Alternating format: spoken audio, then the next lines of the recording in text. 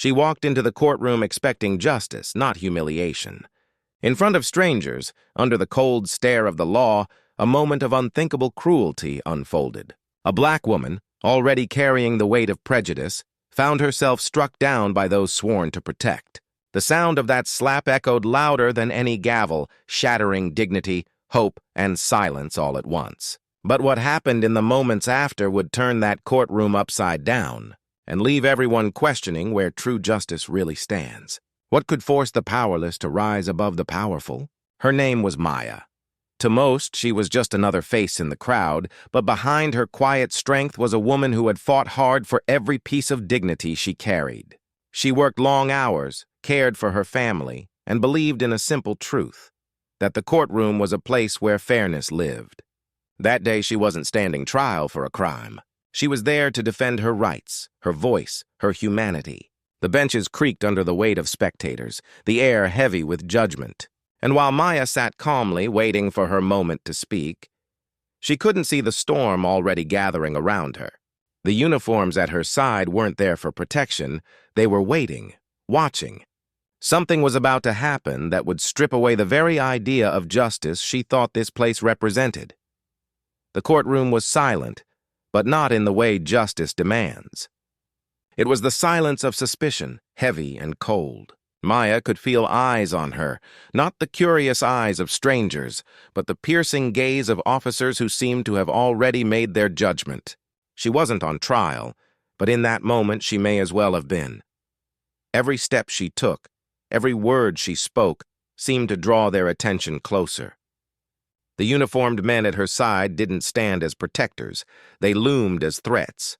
One leaned against the wall, arms crossed, his stare fixed on her like a challenge. Another whispered to his partner, smirking, as though her presence was an offense.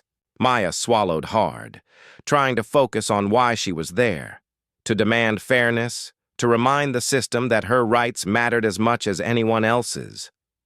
But the tension only thickened. When she tried to approach the bench, one officer stepped directly into her path. His eyes narrowed, his hand brushing the holster on his belt, a gesture subtle but sharp, meant to intimidate. The room grew heavier, as if the air itself was warning her to back down. Maya's voice trembled, but did not break as she addressed the judge. She spoke of truth, of dignity, of the way laws had been used to silence people like her for generations. But before her words could even settle, the officer beside her snapped.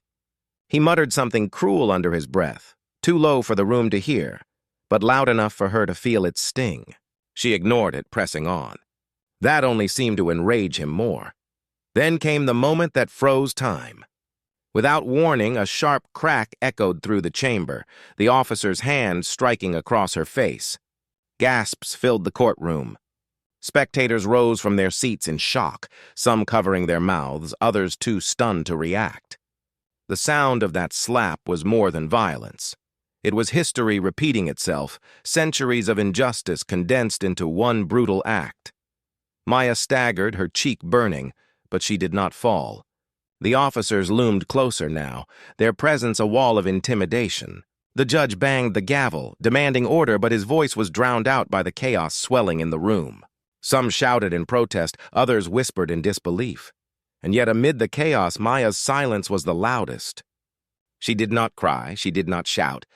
Her stillness carried more power than the strike meant to humiliate her. The officers shifted uneasily, as though expecting her to crumble. But she stood tall, her eyes locked not on them, but on the very seat of authority in front of her, the judge's chair. The tension was unbearable, every second dragging like an eternity. No one could guess what she would do next. But one thing was certain. The slap was not the end of the story. It was the beginning of something far more shocking. The sting of the officer's hand still burned across Maya's face, but the humiliation cut deeper than the pain. The courtroom, once a chamber of law and order, had dissolved into chaos. The judge's gavel hammered against wood, but its rhythm was no match for the pounding in Maya's chest. She could feel every stare, some horrified, some indifferent, some filled with a cruel satisfaction. Her knees threatened to buckle, yet she refused to fall. Falling would mean surrender. Falling would mean confirming what they already believed. that she was powerless. Instead, she straightened her back, her silence screaming louder than any protest could. The officers closed in, their boots heavy against the polished floor, as if each step was meant to remind her of her place. One of them sneered, his voice low but venomous. "Know your role!" Another grabbed her arm, fingers digging into her skin, trying to force her down. The crowd gasped again, but no one moved. Fear shackled them as tightly as the cuffs that waited for her. Maya's eyes flicked to the judge's bench. That seat, elevated above all others, commanding the room, symbolized everything denied to her: authority, respect, justice. And in that instant, something within her shifted. She was no longer just a victim of an officer's rage. She was the embodiment of centuries of voices, silenced, mocked, erased. The officer tightened his grip, yanking her closer, expecting compliance. But instead of crumbling, she pulled free. The room fell still. Maya took one deliberate step forward, then another, her eyes locked on the seat of power. Each stride was defiance. Each breath was a declaration. She would not be broken. Whispers rippled through the courtroom, some urging her to stop, others holding their breath, too stunned to speak. Even the judge leaned back, uncertain, his authority faltering, and then Maya placed her hand on the armrest of the judge's chair. The room froze. This was no longer a courtroom. It was a battlefield of dignity, power, and truth. What she did next would decide everything. Maya stood before the judge's chair, her presence alone rewriting the story that the slap was meant to tell. She did not shout. She did not beg. She simply stood in defiance, a symbol that dignity could not be erased with violence. The officers, once so confident in their power, faltered under the weight of her silence.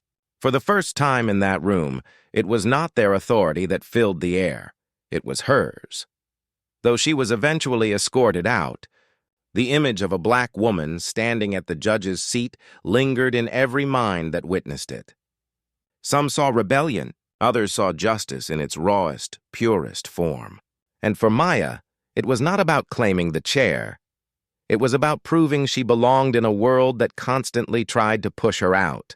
That single moment became more than an act of defiance. It was a reminder that racism doesn't just exist in the shadows of back alleys or whispered slurs. It lives in courtrooms, in uniforms, in the very institutions meant to protect and serve. Maya's story was one of countless others, each carrying the weight of a system too often blind to its own injustice. And yet, her courage forced people to look, really look. At the silence after the slap, at the faces too afraid to intervene, at the question of who truly holds power when justice itself is compromised. Because this isn't just about Maya. It's about every person who has ever been told they don't belong, every voice silenced before it could rise.